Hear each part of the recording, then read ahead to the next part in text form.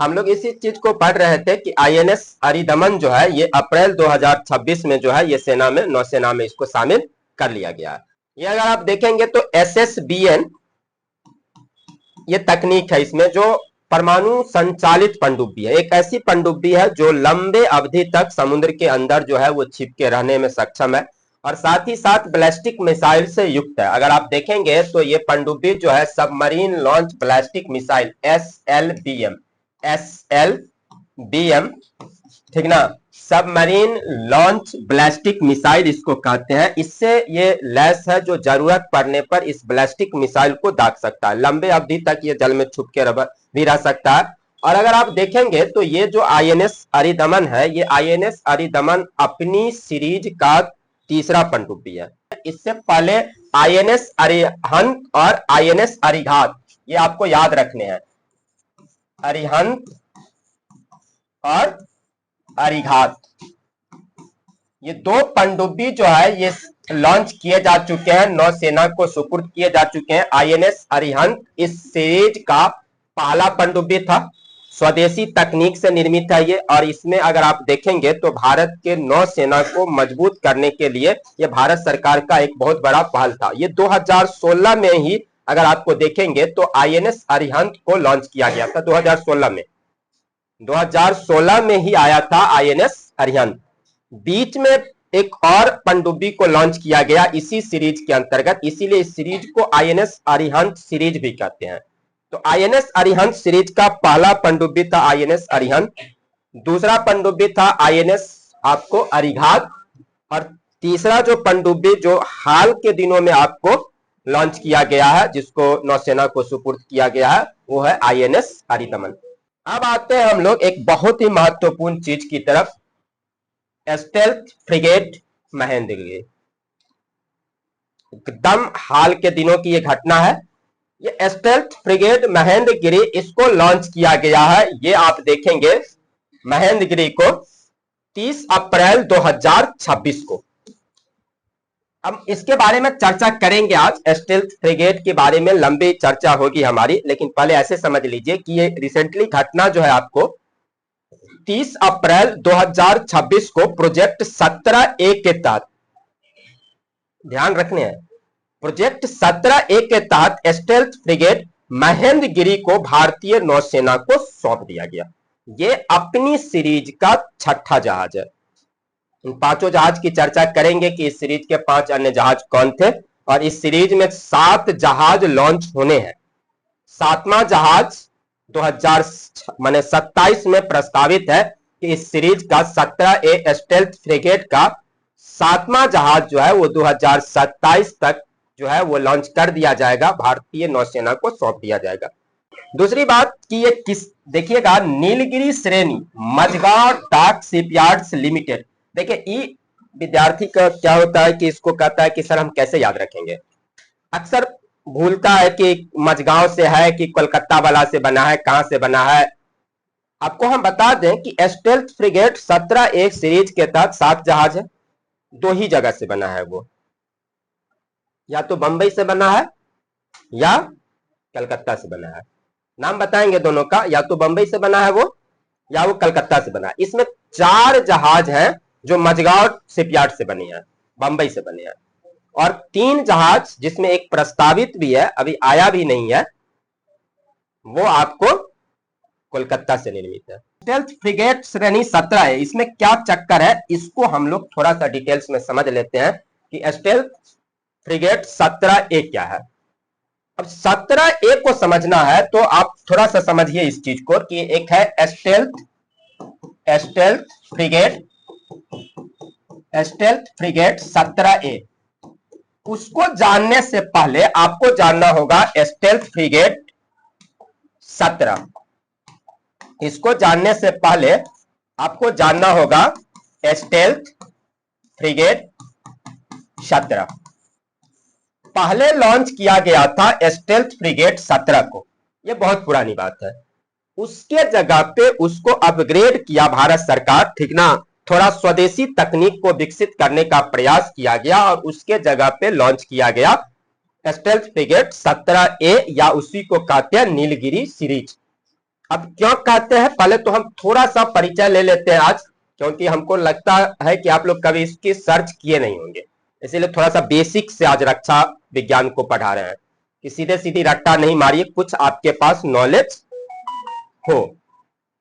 तो सबसे पहले हम लोग समझने का प्रयास करते हैं इसी चीज को, स्टेल्थ फ्रिगेट जो आपको 17 यानी स्टेल्थ फ्रिगेट 17,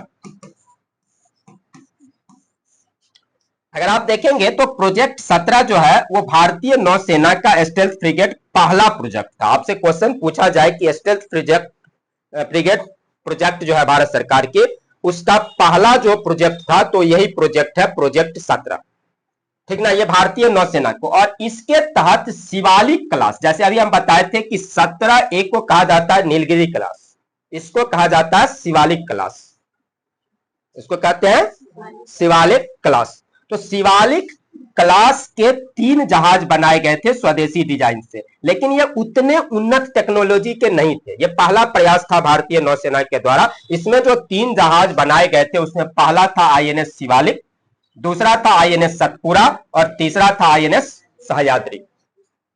अब इसको याद रख सकते हैं आप, दो को तो हिमालय से ही जुड़ा हुआ है, ठीक ना। आईएनएस शिवालिक, आईएनएस सतपुरा और आईएनएस सह्याद्री। बहुत पुरानी बात है कि इसको कमीशन किया गया आईएनएस शिवालिक को 2010 में, सतपुरा 11 में और सह्याद्री 12 में। आराम से इसकी ईस्वी भी ध्यान पे रख सकते हैं, हालांकि थोड़ी सी पुरानी बात है, लेकिन आपकी जानकारी के लिए हम बता रहे हैं कि प्रोजेक्ट 17 जो था भारतीय नौसेना का, यह पहला स्वदेशी प्रोजेक्ट था। और इसके तहत जो जहाज बनाए गए थे उस जहाज में पहला जहाज था आईएनएस शिवालिक, इसलिए इसको शिवालिक सीरीज कहते हैं। क्या कहेंगे, इसके नाम को लेकर दुविधा नहीं रहिएगा, या तो हम शिवालिक सीरीज के जहाज कहेंगे या फिर स्टेल्थ फ्रिगेट प्रोजेक्ट 17, ठीक ना। तो प्रोजेक्ट 17 के तहत 3 जहाज लॉन्च किए गए, आईएनएस शिवालिक, आईएनएस सतपुरा और आईएनएस सह्याद्री। 2010, 2011, 2012 में इसको कमीशन किया गया था, ठीक ना। अगर आप देखेंगे तो इन सब के, इस 17 के तहत जितने भी ये 3 के तीनों जहाज कौन बनाया था, तो वही MDL, Mazagon dock shipyard limited, या तो एमडीएल कहिए या इसको एमडीएसएल भी लिखते हैं लोग, MDSL, Mazagaon dock shipyard limited Mumbai, ठीक ना। तो ये तीनों को ही आईएनएस शिवालिक, आईएनएस सतपुरा और आईएनएस सह्याद्री, इस तीनों को कौन बनाया था, तो Mazagon dock shipyard limited Mumbai के द्वारा ये तीनों बने थे, जो पहली प्रोजेक्ट थी भारतीय नौसेना को स्वदेशी जहाज को विकसित करने की, ठीक ना।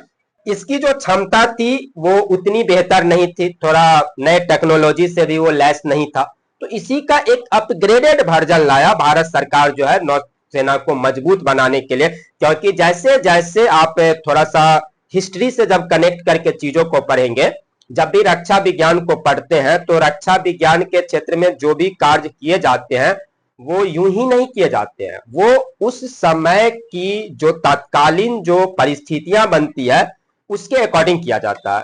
और देखेंगे कि चीन की जो बढ़ती ताकत है खास करके हिंद महासागर के क्षेत्र में, उस बढ़ती ताकत को काउंटर करने के लिए हमको अपने नौसेना को अपग्रेड करना बहुत जरूरी है, ठीक ना। एक सशक्त नौसेना लड़ाई के लिए बहुत ही कारगर चीज होती है, तो हम उसको काउंटर करने के लिए इस स्टेल्थ फ्रिगेट 17 को यानी शिवालिक श्रेणी को थोड़ा अपग्रेड किया भारत सरकार, ठीक ना।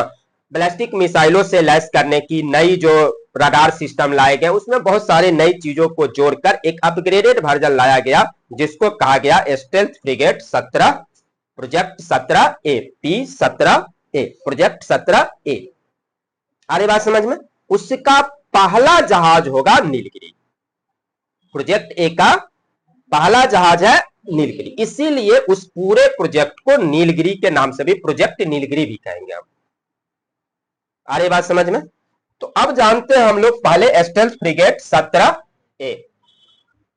प्रोजेक्ट 17A, जिसको Nilgiri class stealth guided missile, ठीक ना, फ्रिगेट्स, नीलगिरी क्लास के स्टेल्थ फ्रिगेट भी कहते हैं या प्रोजेक्ट 17A कहते हैं। सुन रहे हैं आप लोग ध्यान से, समझ में आ रही है बातें, ठीक ना। इससे पहला प्रोजेक्ट क्या था, माने स्टेल्थ फ्रिगेट 17, शिवालिक क्लास, उसमें 3 जहाज थे, शिवालिक, INS शिवालिक, INS सतपुरा और INS सह्याद्री। इसमें निर्णय लिया गया है भारत सरकार के द्वारा कि प्रोजेक्ट 17A के तहत 7 जहाजों के निर्माण की योजना है, जिसमें अभी हम लोग जो महेंद्रगिरी देखे थे वो प्रोजेक्ट 17A के तहत 6ठा जहाज, जिसको नौसेना को सुपुर्द कर दिया गया। जो 7वां जहाज है वो आपको संभावित है कि 2027 में उसको भी नौसेना को सुपुर्द कर दिया जाएगा। तो इसको डिजाइन किया गया भारतीय नौसेना के द्वारा। इसका निर्माण Majhgaon dock shipyard limited Mumbai और garden reach ship builders and engineers, जिसको शॉर्टकट में GRSE कहते हैं। तो आपको ये 2 नाम पहले ध्यान में रखिए, एक हो गया Mazagon dock shipyard limited Mumbai, ठीक। ये 4 जहाज बनाया है, इस सीरीज के 4 जहाज यही बनाए हैं। और garden reach ship builders and engineers, GRSE यही है, garden rich ship builders and engineers. ये है कोलकाता, ये है कोलकाता। इसके द्वारा 3 जहाज इस सीरीज के विकसित किए जा रहे हैं। आ रही बात समझ में, तो भटकना नहीं है, इसी 2 पे ध्यान रखना है हमको। अब आते हैं कि इसकी लागत कितनी है। इस पूरे परियोजना की लागत 45,000 करोड़ रुपए की लागत है। प्रोजेक्ट 17A की कुल लागत 45,000 करोड़ रुपया। आप जोड़ लीजिए कि कितना बड़ा ये भारत सरकार का प्रोजेक्ट है। आगे अगर बढ़ेंगे इस प्रोजेक्ट के बारे में, तो ये आपकी जानकारी की चीज है कि इस प्रोजेक्ट 17A को लॉन्च करना क्यों जरूरी था। इससे पहले प्रोजेक्ट 17 चल रहा था। तो अगर आप कुछ अपनी कॉन्सेप्ट को बेहतर बनाना चाह रहे हैं, मतलब अगर आपके दिमाग में ये है कि नहीं हम चीजों को थोड़ी समझ ले, तो जान लीजिए। पहली बात तो ये आप समझ ही रहे होंगे, हिंद महासागर क्षेत्र में भारत के बढ़ते सामरिक हितों की सुरक्षा के लिए। और हिंद महासागर में हमारी चुनौती किससे है, चाइना से। तो हिंद महासागर में हम सामरिक दृष्टिकोण से सुरक्षित रहे, हमारे हित सुरक्षित रहे, उसको देखते हुए भारत सरकार प्रोजेक्ट 17A को लॉन्च किया। भारतीय नौसेना को आधुनिक एवं नेटवर्क केंद्रित युद्ध क्षमता के लिए, आत्मनिर्भर भारत और मेक इन इंडिया कार्यक्रम के प्रोत्साहन के लिए, ठीक ना, मेक इन इंडिया कार्यक्रम और आत्मनिर्भर भारत, इसको प्रोत्साहित करने के लिए। तो मिला जुला के कॉन्सेप्ट को दिमाग में डालिए कि चीन को काउंटर करने के लिए हमको एक बेहतर प्रोजेक्ट की आवश्यकता थी। हिंद महासागर क्षेत्र में हमारे सामरिक हितों की रक्षा के लिए एक उन्नत संस्करण की आवश्यकता थी।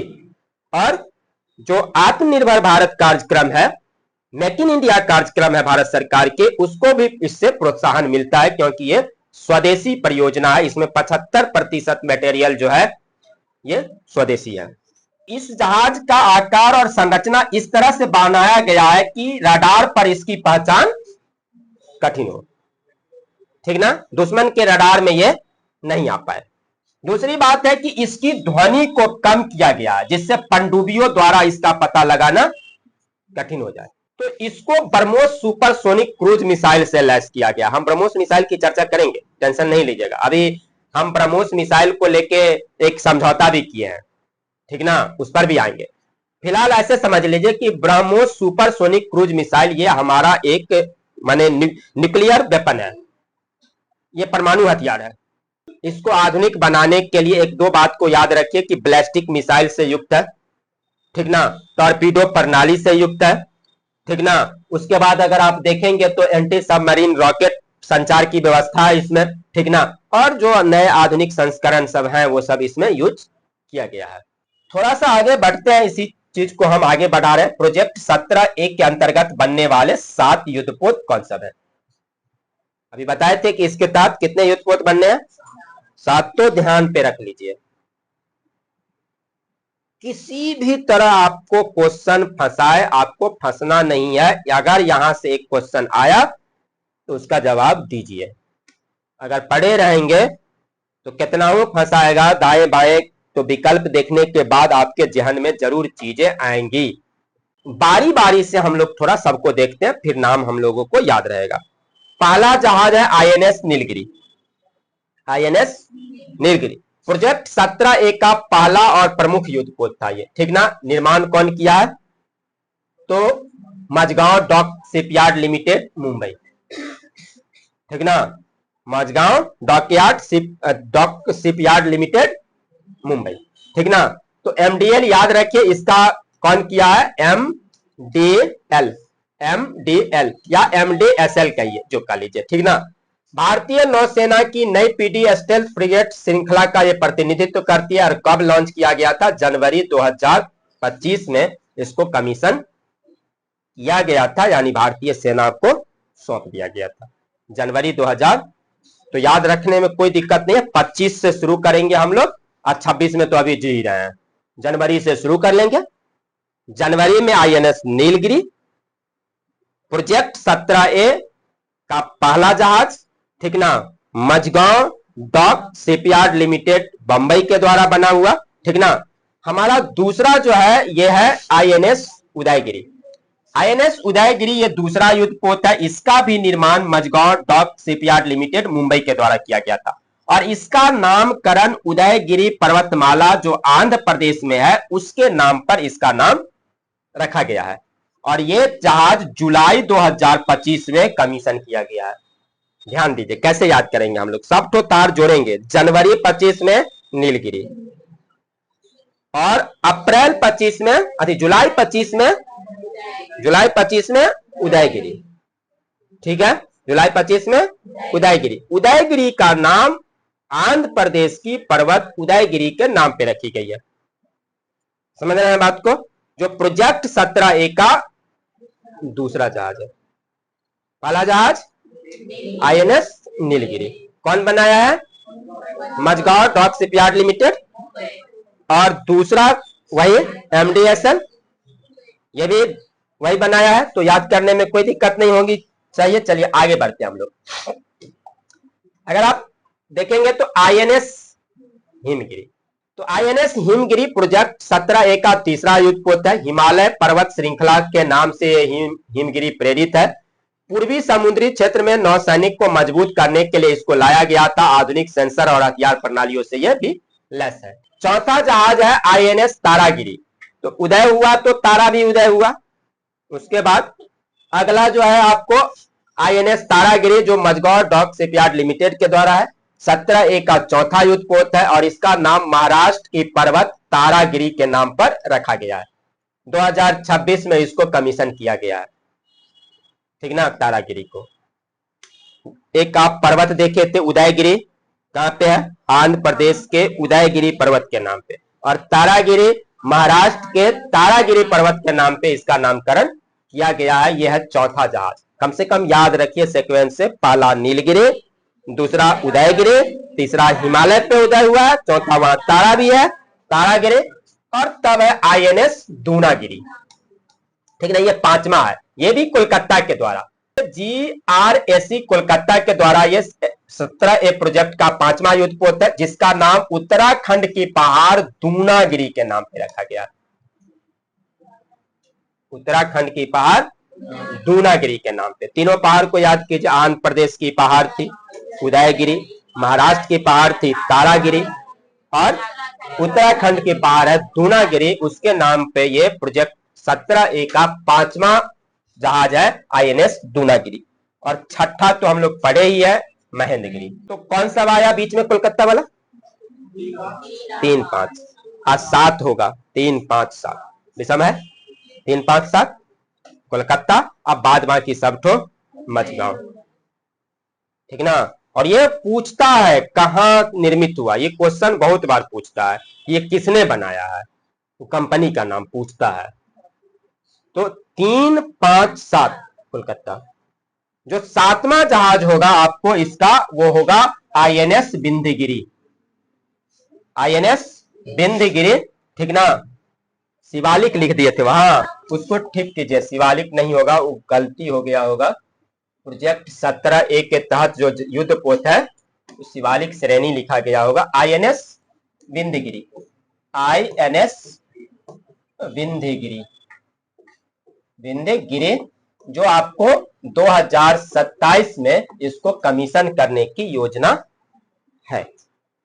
ठीक है, अब एक बार हम लोग दोहरा लेते हैं। स्टेल्थ फ्रिगेट 17A, जिसको हम नीलगिरी सीरीज के नाम से जानते हैं, वस्तुतः वो प्रोजेक्ट 17 का एक उन्नत संस्करण है। पिछला संस्करण जो था प्रोजेक्ट 17, उसको हम लोग शिवालिक सीरीज के नाम से जानते थे। शिवालिक सीरीज में 3 जहाज को लॉन्च किए गए थे, शिवालिक, सतपुरा और सह्याद्री, 2010, 2011, 2012, ठीक ना। और 3 के तीनों Mazagon docks shipyard limited Mumbai के द्वारा वो निर्मित थे। उसी का उन्नत संस्करण आया प्रोजेक्ट 17A, नीलगिरी सीरीज। पहला जहाज था नीलगिरी, दूसरा जो था वो उदयगिरी, तीसरा जो था वो हिमगिरी, चौथा तारागिरी, पांचवा INS दूनागिरी, छठा महेंद्रगिरी जो सबसे लास्ट में है, तो महेंद्रगिरी को जरूर याद रख लेना है, और सातवां विंध्यगिरी जो विंध्य पर्वतमाला के नाम पे उसका नाम रखा गया है। 3, 5, 7 नंबर का जो जहाज है वो आपको बनाया है कोलकाता, ठीक ना, garden rich ship builders and engineers, ठीक ना। और 1, 2, 4, 6 ये मझगांव, ठीक ना। बाद बाकी उद्देश्य क्या रहा है भारत सरकार का प्रोजेक्ट 17A के पीछे का, ई राम कहानी आप लोग अब बढ़िया तरह से समझ रहे होंगे।